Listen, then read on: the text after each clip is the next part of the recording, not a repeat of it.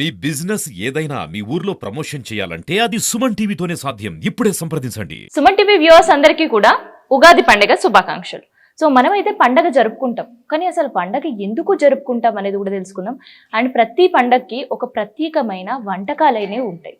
So అది దేవుడికి నివేదించడం, తర్వాత మనం ప్రసాదంగా తీసుకోవడం, ఇరుగు పొరుగు వారికి పంచిపెట్టడం, ఇవన్నీ చేస్తుంటాం. అట్లే ఉగాదికి కూడా ప్రత్యేకంగా భక్ష్యాలని, పోలేలని, ఇట్లా ఏ పేర్లు ఉన్నా కానీ చేయడం మాత్రం చేస్తుంటాం. అండ్ దాంతోపాటు షడ్రుచుల ఉగాది పచ్చడి కేవలం ఇదే పండగ మాత్రమే ఎందుకు చేసుకుంటాం, షడ్రుచుల ఉగాది పచ్చడిలో ఉండే ఔషధ గుణాలు ఏంటి, ఇట్లాంటి విషయాలన్నీ కూడా తెలుసుకుందాం. ఇక ప్రజెంట్ ఉన్నతోటి రాజేంద్ర శర్మ ఉన్నారు, మాట్లాడదాం. నమస్కారం గురుగారు. నమస్కారం. సో మన పురాణాల్లో, ఇతిహాసాల్లో ప్రతి పండగకి ఒక కథ ఉంటుంది, ప్రతి పండగకు ఒక గాథ ఉంటుంది. మరి ఉగాది పండగ అసలు ఎందుకు జరుపుకుంటాం మనం? అది కూడా ఒక న్యూ ఇయర్గా జరుపుకుంటాం. నూతన సంవత్సరంగా ఉగాదికి పేరు ఇట్లా వచ్చింది. ఉగాది అంటే యుగానికి ప్రారంభం అంటారు దీన్ని ఉగాది అనేది. ఈ ప్రతి సంవత్సరం వచ్చేటువంటి యుగాదికి ఒక్కొక్క నామం అనేది చెప్పడం జరుగుతుంది.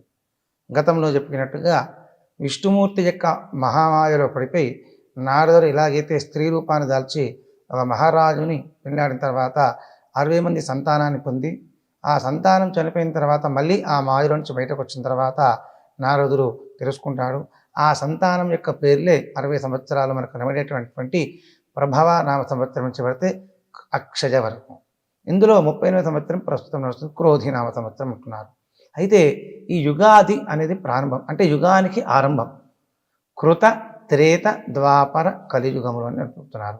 కృతయుగము 4,32,000 సంవత్సరాలు, త్రేతాయుగము రాముల వారి యొక్క 8,64,000 సంవత్సరాలు, తర్వాత ద్వాపర యుగము 12,68,000 సంవత్సరాలు, అలాగే ప్రస్తుతం నడుస్తున్నటువంటిది కలియుగము 24,000 సంవత్సరాలు, 24 లక్షల సంవత్సరాలు నడుస్తుంది.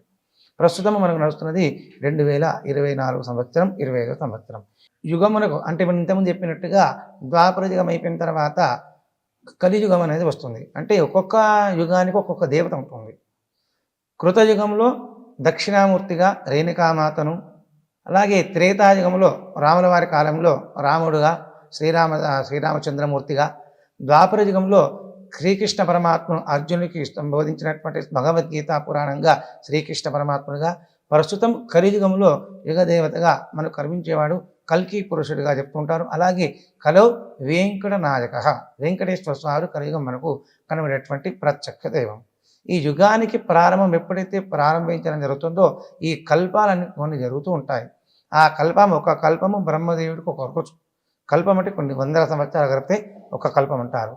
అలా ఒక్కొక్క కల్పం మనం ఎలాగైతే ఇంగ్లీష్ మాసాలో చూసుకున్నట్టు జనవరి, ఫిబ్రవరి నుంచి పడితే డిసెంబర్ వరకు ఎలాగైతే ఉంటుందో ఈ యుగానికి ప్రారంభము చైత్రము. చైత్రము, వైశాఖము, జ్యేష్టము, ఆషాఢము, శ్రావణము, భాద్రపదము, ఆశ్వీజము, కార్తీకము, మార్గశీర్షము, పుష్యము, మాఘము, పాల్గొనము అని మనకు మాసాలుగా విభజించడం జరుగుతుంది. ప్రతి పండగకి ఒక సాంప్రదాయ వంట చేసుకోవడం మన పూర్వీకుల నుంచి మనకు వస్తున్న ఆచారం. అట్లనే ఉగాది పండుగ కూడా భక్ష్యాలని, పోలేలని చేసుకుంటాం. దాంతోపాటు షడ్రుచుల ఉగాది పచ్చడి కూడా చేసుకుంటాం. అసలు షడ్రుచుల ఉగాది పచ్చడి ప్రత్యేకత ఏంది, అందులో ఉండే ఔషధ గుణాలు ఏందో తెలుసుకుందాం. ఈ ఉగాది రోజున ప్రకృతిలో వచ్చిన మనకు దొరికేటటువంటివి 6 రుచుల యొక్క మిశ్రమం. ఇందులో మొట్టమొదటిగా మామిడిలో మనకు వగరు అనేది వస్తుంది. అలాగే వేపపూత చేదు మనకు కనబడుతుంది. అలాగే చింతపండు పులుపు మనకు కనబడుతుంది. తర్వాత సముద్రంలో దొరికే లవణం, ఉప్పు, అలాగే మనకు ఓమ అనేటువంటి ద్రవ్యం దొరుకుతుంది. దాన్ని కారముగా మనం తీసుకోవడం జరుగుతుంది. ఇలా స్వీట్గా అంటే తీపిగా బెల్లాన్ని కలుపుతారు. ఇలా 6టికి సంబంధించినటువంటి మిశ్రమంతో తయారు చేసేటువంటి ఉగాది పచ్చడి. ఈ ఉగాది పచ్చడిని సేవించడం వల్ల మన మనుషులో ఈ ప్రస్తుతం నడుస్తున్నటువంటి వేసవి కాలంలో మార్పుల వల్ల మనుషుల్లో అనేకమైనటువంటి రోగాలు, బాధలు, రుగ్మతలు వస్తాయి.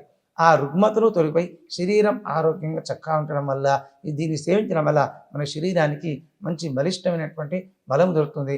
ఆయుర్వేద పరంగా కూడాను దీన్ని ఔషధంగా స్వీకరించడం వల్ల అన్ని రకాల బాధలు, అలాగే కంటికి సంబంధించినటువంటి బాధలు, తర్వాత చర్మ వ్యాధులకు సంబంధించినటువంటి బాధలు, శరీరంలో ఉన్నటువంటి కొన్ని రకాల ఈతి బాధలు కూడాను తొలిపోతాయి ఈ యొక్క ఉగాది పచ్చడిని సేవించడం వల్ల.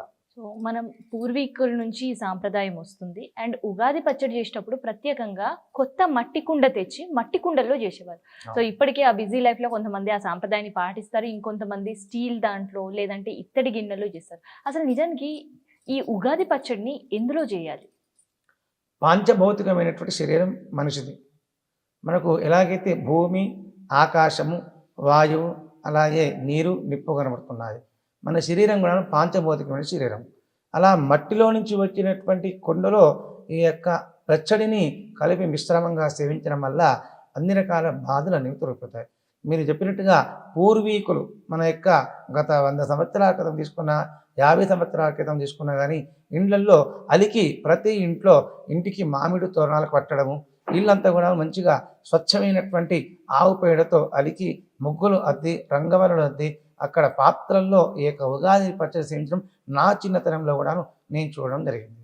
ప్రస్తుతం కూడాను ఇది చేయడం వల్ల వారికి అన్ని రకాల బాధలు తొలిపై షడ్రుచుల వల్ల సేవించడం వల్ల వారు ఆరోగ్యాన్ని చేకూర్చుకుంటారు. ప్రస్తుతం నడుస్తున్నటువంటి ఈ సమాజంలో, సభ్య సమాజంలో అందరూ కూడాను ఒక యంత్రం వల్లే పరుగెడుతూ మీరు అన్నట్టుగా మిశ్రమంగా ఏమిటి చిన్న చిన్న పాత్రలో చేస్తున్నారు. కానీ దీని స్వచ్ఛమైనటువంటి మన యొక్క పూర్వీకులు పెట్టినటువంటి, మన యొక్క గురువులు పెట్టినటువంటి సాంప్రదాయం, మనకు వచ్చినటువంటి భారతీయ సనాతన వైదికమైన సంస్కృతిలో వచ్చినటువంటి పండుగలు ఉగాది కానీ, శ్రీరామనవమి కానీ, అలాగే వచ్చేటటువంటి వినాయక చవితి కానీ, దసరా, ఉగాది ఉత్సవాలు కానీ అన్నీ కూడాను మన సాంప్రదాయాలు చెప్పడం జరుగుతున్నాయి. ఆ సాంప్రదాయ ప్రకారంగా ఈ వసంత ఋతువులో ఆ యొక్క ఉగాది పత్రిక చెల్లించి అందరూ కూడాను ఆరోగ్యంగా, ఐశ్వర్యంగా, క్షేమంగా ఉండాలని చెప్పేసి ఇక ఉగాది పచ్చడి యొక్క విశిష్టత. సో ఉగాది పచ్చడిలో ఉండే ఔషధ గుణాలు ఇప్పటివరకు మీరు మాకు చెప్పారు. సో అవి పాత్రలో చేసినా అలాగే ఉంటాయా? మట్టి పాత్రల్లో కావచ్చు, స్టీల్, మిగతా ప్లాస్టిక్ వీటిలో చేసినా కానీ ఔషధ గుణాలు అట్లే ఉంటాయా, లేదంటే ఖచ్చితంగా మట్టి పాత్రలోనే చేయడం మంచిదా? మట్టి పాత్రలో చేయడం చాలా విశేషం అన్నమాట. మట్టి పాత్రలో దానికి ఏమిటంటే ఆ యొక్క వేసేటటువంటి అన్ని రకాల షడ్రుచుల నీళ్లను స్వీకరించేటటువంటి శక్తి ఉంటుంది, ఆకర్షించేది. అందులో చెడును అంటే కార్బన్, ఎలాగైతే మనం వృక్షాలు చూస్తూ ఉంటాము, అవి స్వచ్ఛమైన గాలిని ఇస్తున్నాయి, అది ఆక్సిజన్ మనకి ఇస్తున్నది, కార్బన్ డైఆక్సైడ్ స్వీకరిస్తుంది. ఈ మట్టి కూడాను అలాగేనమ్మా, అన్ని రకాల చెడును ఆ యొక్క తీసేసుకొని మనకు ఇచ్చేటటువంటి తీపిని మనకు సమర్పణ చేస్తుందమ్మా. ఇది మనకు ఒక ఔషధంగా అన్ని రకాలుగా పనిచేస్తుంది. అంతేకాకుండా ఆయుర్వేద శాస్త్ర ప్రకారంగాను వారు మనకి ఇచ్చే వనమూలికల ద్వారా ఇవన్నీ రకాల ఔషధ గుణాలు మనకు కలిగి మనకు అందరు కూడా ఆరోగ్యంగా ఉంటారు. సో ఇది ఉగాది పచ్చడి ప్రత్యేకత. మనం ఇప్పటి వరకు కూడా తెలిసి తెలియక ఎన్నో పొరపాట్లు చేస్తుంటాం, కానీ ఈసారైనా ఈ పండగ రోజు ఖచ్చితంగా షడ్రుచుల పండగని, షడ్రుచుల ఉగాది పచ్చడిని మట్టి పాత్రలోనే చేసుకొని పండగ ఆనందంగా జరుపుకుందాం. సో ఇది ఉగాది పచ్చడికి సంబంధించి అండ్ ఉగాది అసలు పండగ ఎందుకు జరుపుకోవాలి, పండగ ఎట్లా వచ్చిందనే దాని గురించి.